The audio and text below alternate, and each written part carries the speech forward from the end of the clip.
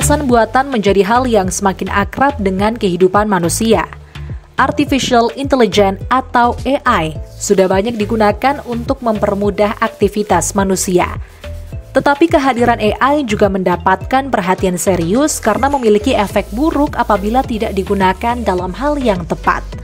Namun di tangan Falahi Muhammad, AI menjadi terobosan baru dalam berkarya.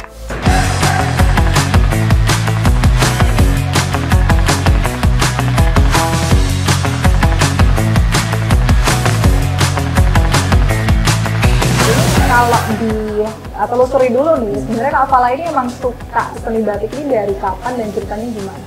Oke, perkenalkan saya Falahi, sekarang saya di Pekalongan, yaitu untuk meriset apapun tentang batik gitu. Jadi riset yang bermula waktu saya pulang dari studi arsitektur. Saya pulang, terus kemudian saya mempelajari tentang batik di tahun 2020, dan kemudian dari situ saya mulai belajar secara fundamental apa itu batik. Terus kemudian saya melanjutkan studi di Prodi Batik Pekalongan di Unikal. Jadi dari situ saya mencoba untuk mendalami batik secara keseluruhan. Berarti memang dari awal sudah punya ketertarikan terhadap seni grafis, mungkin bisa dibilang seperti itu, dari arsitektur, ya, kemudian ke motif batik. Ya, itu sebenarnya karena latar belakang saya adalah seorang arsitek.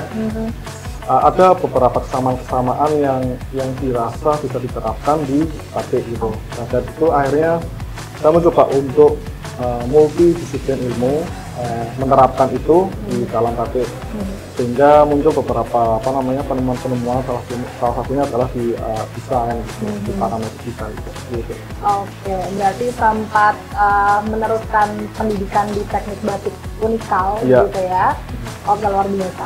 Nah, kalau dari proses kreatifnya sendiri nih Mas Falahi, bisa jadi satu motif yang luar biasa itu ya. Kita bisa bilang kombinasi geometri sama flora. Ya. Nah, ini gimana ceritanya? Nah, itu sebenarnya isu yang saya ambil sebenarnya tentang perkembangan zaman saat ini, di mana kita mau nggak mau harus bersinggungan dengan teknologi, sehingga saya rasa mungkin budaya patutnya beriringan juga gitu. Jadi dari situ akhirnya yang coba saya kawin silangkan gitu ya. Nah, tentunya ternyata bisa gitu antara budaya, teknologi yang mungkin sebelumnya saling bertolak belakang, karena budaya ini dirasa sepatutnya dijaga, dilestarikan, harus sesuai dengan tradisi, harus lain dan sebagainya gitu. Nah, tentunya itu benar gitu, nggak ada yang salah. Namun di sisi lain, di sisi kita melestarikan, kita juga harus mengembangkan apa yang bisa dikembangkan secara segi desain maupun segi proses gitu. Nah, saya tentunya tidak mau menyalahi kaidah-kaidah batik yang ada, nggak mau mengotak-ngatik proses di dalam batiknya. Saya cenderung lebih ke eksplorasi desain. Nah, dari situ akhirnya saya mencoba untuk menggabungkan kecerdasan buatan AI atau apapun lah itu yang saya masukkan ke dalam batik.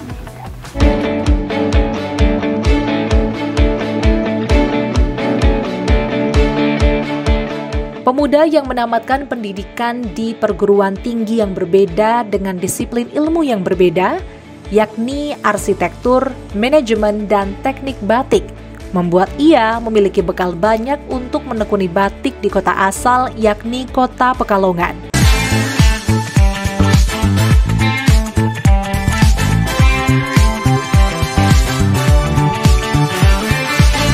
Saya coba untuk mempelajari isu secara kontekstual, bahwa kita di saat zaman ini sudah krisis lingkungan, terus sudah krisis di mana batik ini mau dikemanakan nih gitu, arahnya kayak gitu. Nah, mungkin salah satu bentuk upaya saya di dalam dunia batik ini adalah membuat referensi baru gitu di kalangan anak muda tentunya gitu. Jadi mungkin bisa dirasa ya ada poin di mana kita bisa menggunakan dan kita bisa mengeksplorasi gitu. Oke, menggunakan dan mengeksplorasi gitu ya. Kalau tantangannya sendiri nih sebagai anak muda itu apa? Kan mungkin salah satunya mencari para pembatik yang bisa dengan sangat halus dan delicate gitu ya. Apa namanya, bisa membatik seperti ini, apa aja nih selain mungkin mencari tenaga kerja? Kalau pembatik ini kan sebenarnya sampai detik ini juga kan sebenarnya sudah sangat jarang gitu ya. Sudah sangat jarang dalam artian untuk membatik halus itu butuh dedikasi yang tinggi gitu untuk belajar membatik yang hasilnya itu tidak hanya selesai tapi juga bagus gitu. Nah tentunya ini juga akhirnya kita membuat sebuah sistem yang sama rata di mana kita membuat standar pembatikan yang bagus itu seperti apa. Oke, nah ini boleh dijelaskan sedikit mungkin masalah yang sedang dikerjakan oleh para pembatik ini apa? Ini tentunya rata-rata personal ya, Kak. Jadi ini semuanya ada yang kain panjang, terus kemudian ada yang selendang, terus ada yang pola kemeja sesuai dengan kebutuhan yang ada gitu. Nah salah satunya sebenarnya ada di yang sedang dikerjakan juga ada yang pakai batik tambal itu satu-satu yang di depan itu. Ya itu prosesnya seperti itu, panjang. Wow. Jadi walaupun desainnya masih menggunakan teknologi dan sebagainya, namun ya prosesnya masih manual gitu. Manual itu dalam artian ya semua dikerjakan secara manual, baik waktu proses pelekatan malam hingga ke proses pewarnaan. Gitu. Berarti semuanya masih tradisional ya. Ketika sudah menyentuh kain, prosesnya tetap dari nol ya? Dari nol. Oke, luar biasa. Nah setelah ini pemirsa kita akan banyak lagi menggali, dan terutama Kak Falahi Muhammad ini juga berprestasi ya, tidak hanya menciptakan suatu karya, tapi juga karya itu sudah malang melintang di nasional, salah satunya melalui Inacraft 2023 dan 2024. Sesaat lagi hanya di Inspirasi Prestasi, Inspires You.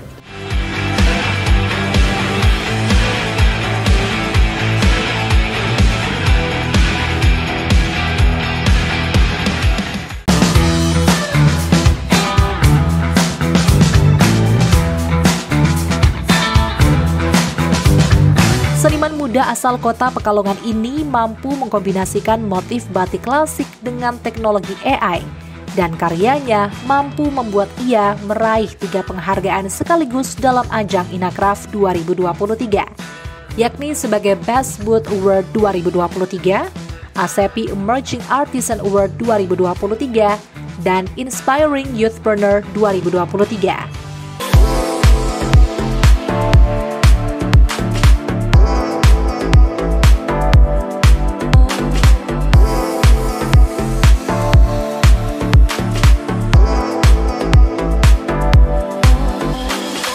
Salah satu prestasi dari Kak Falahi Muhammad yaitu The Best ASEPI Emerging Artisan Award 2023 dari Inacraft ya Mas ya, 2023.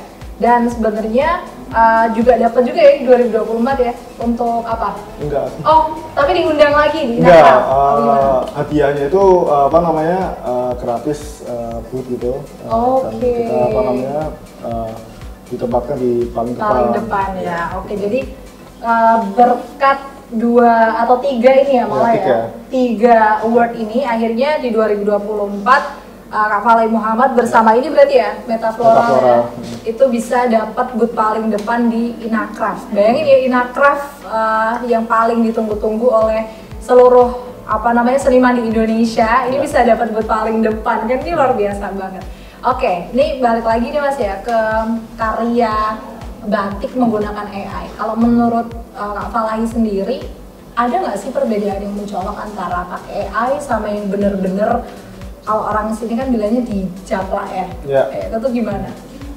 Sebenarnya kalau dari proses desain itu lebih mengarah ke ukuran desainnya itu berbeda gitu. Jadi kayak geometriknya itu nggak ada yang sama. Sehingga untuk untuk diplagiasi pun agak susah karena setiap ukurannya itu nggak ada yang sama gitu. Kalau apa ini? Apa namanya, kalau AI? Oh, AI, oke. Ya, kalau apa namanya, ini kan kebetulan saya menggunakan parameter design. Parameter design ini adalah sebuah program atau software di mana kita tuh bisa memasukkan data melalui angka, yaitu logika matematika, di mana logika matematika ini dibentuk dalam satu parameter khusus yang kita bisa generate ribuan motif gitu, ribuan corak gitu. Kayak misalnya yang saya bikin ini kan tambal gitu, saya bikin motif tambal itu bisa banyak gitu. Dari beberapa berbagai sudutnya itu berbeda, nggak ada yang sama gitu. Jadi bisa memungkinkan kita membuat batik tulis satu motif, satu kain, dan itu bisa eksklusif gitu.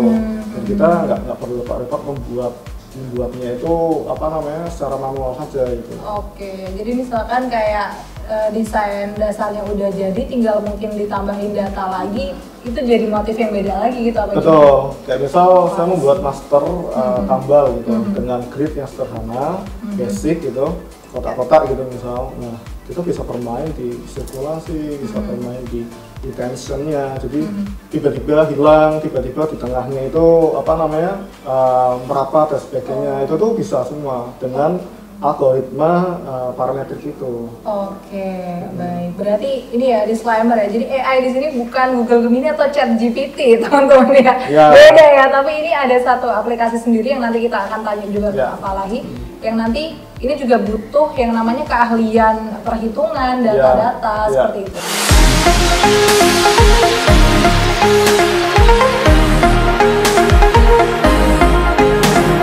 Sebagai seniman, ia paham betul dalam menjaga orisinalitas motif batik. Walau menggunakan kolaborasi AI, tetapi dalam prosesnya ia tetap mengedepankan keaslian dengan proses yang masih tradisional.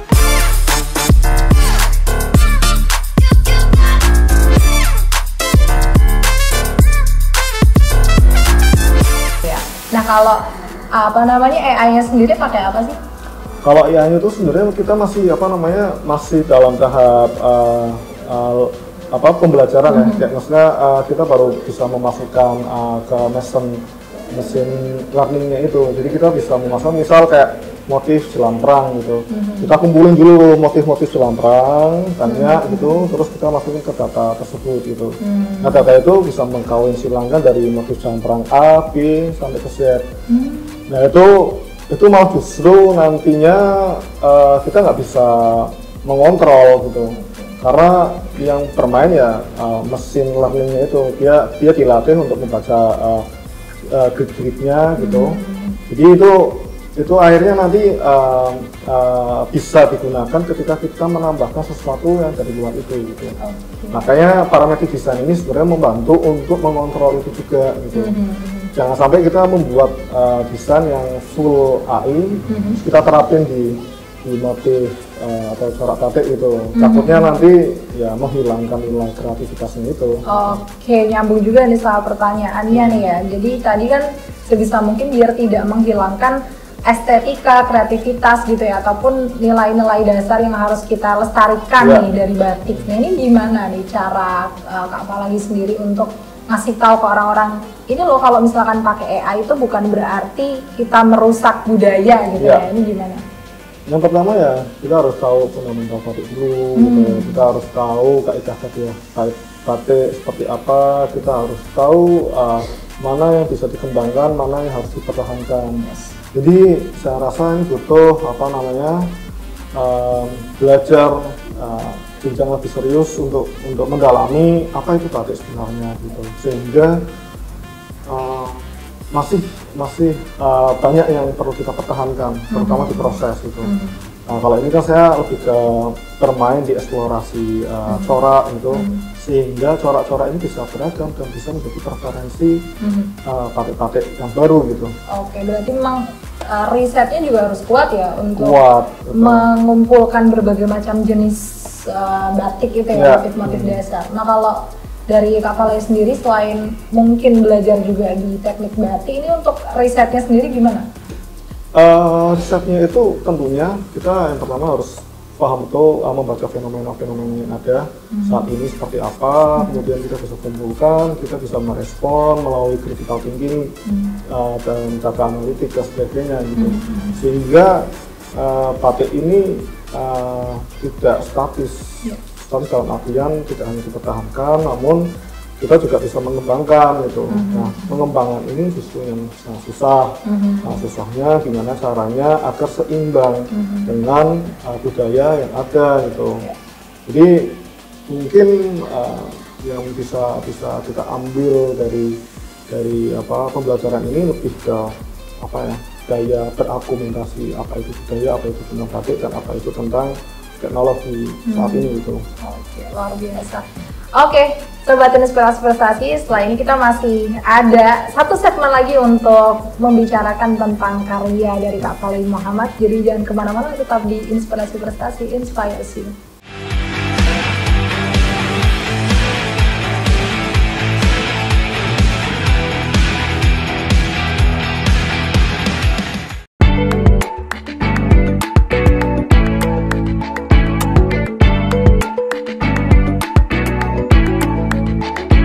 Pengalaman dan keahliannya mampu ia tuangkan dalam secari kain batik bermotif tambal yang ia hasilkan dengan rekayasa AI dari aplikasi Grasshopper Rhino Parametric Design.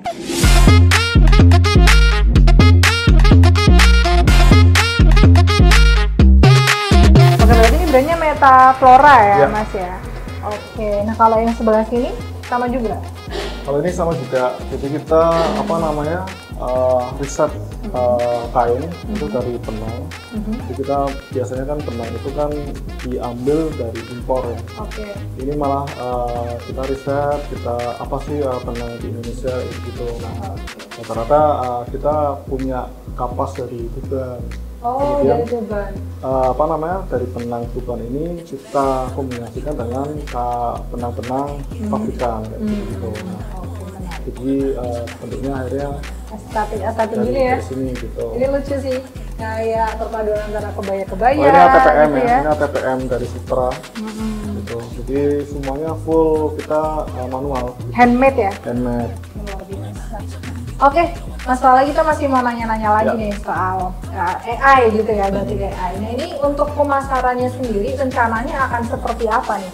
Kalau pemasarannya, jadi kita tuh dari tahun yang lalu kan kita selalu riset membuat beberapa artikel dan sebagainya. Lihat mangsa pasar yang paling cocok itu sebenarnya di online. Kenapa ke online? Karena udah kemajuan teknologi sekarang gitu. Untuk mengenalkannya pun harus secara online. Nah, untuk penetrasi pasarnya, ya tentunya kita harus ikut pameran. Untuk merasakan bagaimana pasar itu terjadi gitu. Jadi dari situ kita tentunya ada online, ada offline, dan kita dari situ mendapatkan beberapa hasil riset, meriset pasar seperti apa, dan itu kita buat gitu. Oke.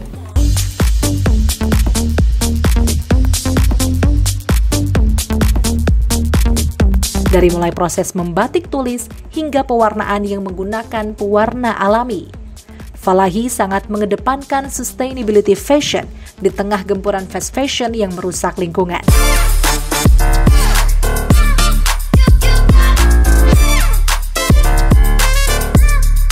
Nah ini kan kalau kita lihat nih, mostly warnanya biru. Nah ini ada apa dengan warna biru?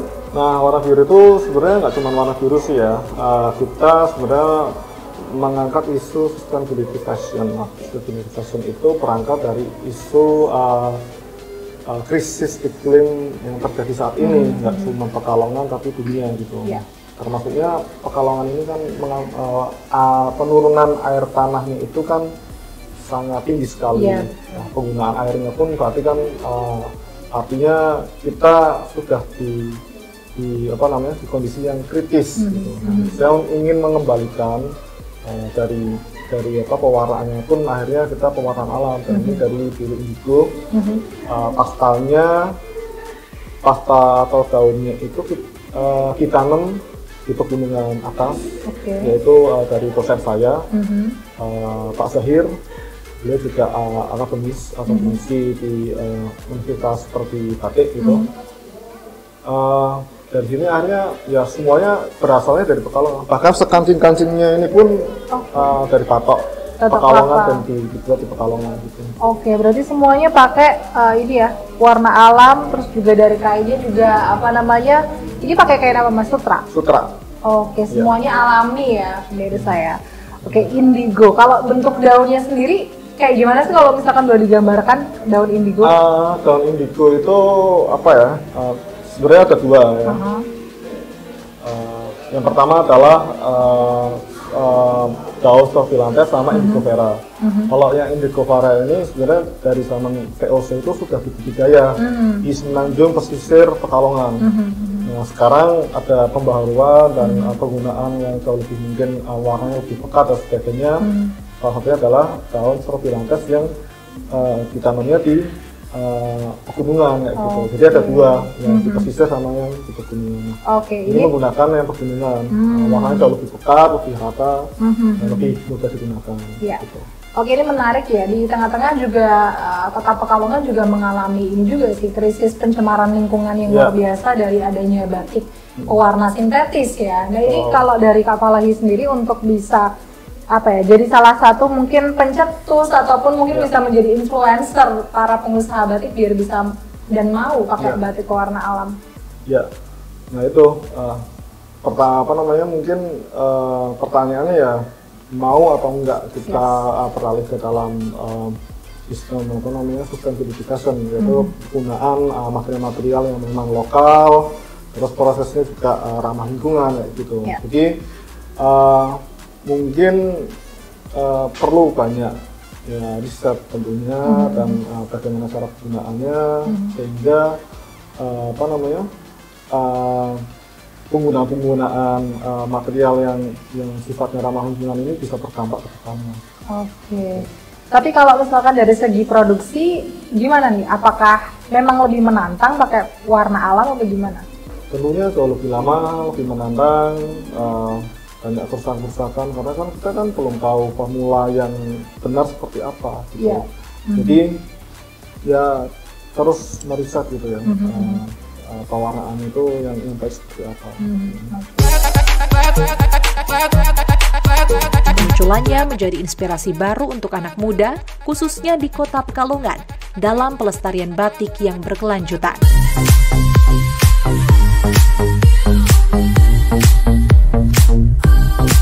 Sebagai anak muda kan pasti juga ngikutin tren banget nih ya. Nah sekarang kan juga tren berkain seperti yang sedang dipakai Kak Falahi sendiri ini kan. Ini gimana nih menanggapi tren tersebut buat anak muda? Ini sebenarnya bukan tren pakai sarung ya atau apa, tapi berkain. Berkain ini sebenarnya lahir karena ya nenek moyang kita itu pakai kain semua, wastra, nggak cuma batik ya, tapi tenun Bali, endek dan sebagainya, terus tenun pedalaman itu mereka semua memakai bawahan itu adalah kain. Ya, bukan yang kain itu dijahit, dijadikan apa namanya kemeja dan sebagainya. Namun mungkin karena sekarang ini sudah memang eranya sudah terlalu jauh sehingga batik ini bisa diterapkan di mana aja, di taplak meja, di keset, di interior dan sebagainya. Nah mungkin sekarang itu anak-anak muda sudah mengulik lagi kembali bahwa ya seharusnya kain batik itu dipakai untuk berkain gitu. Oke, jadi tanggapannya gimana? Positif, mendukung? Ya sangat mendukung sekali karena dari situ otomatis kan komunitas batik jalan ya, dan apa preferensi anak muda ini kan berarti kan permintaannya kan kita bisa membaca gitu, kayak ada cewek kue, apa mungkin cowok yang black mamba atau apa, itu kan berarti nuansa-nuansanya harusnya apa namanya menyesuaikan seleranya mereka gitu. Jadi tentunya sebagai pengrajin batik itu harusnya membaca itu peluang itu. Iya betul. Itu bisa menjadi udara segar ya untuk para produsen batik, terutama untuk bisa ini ada anak muda yang apa namanya udah mulai suka batik, nah ini mungkin bisa menjadi sasaran pasar, dan apalagi kalau anak mudanya ini mengerti juga nih apa yang dia pakai gitu ya, filosofinya, dan terlebih lagi mungkin bisa juga meniru jejak Kak Falahi Muhammad. Oke, terima kasih banyak Kak Falahi. Terima kasih. Izin boleh muter-muter ya? Boleh. Oke, tetap di Batik TV dan selalu saksikan inspirasi prestasi di setiap episodenya. See you on the next episode. Bye. Bye.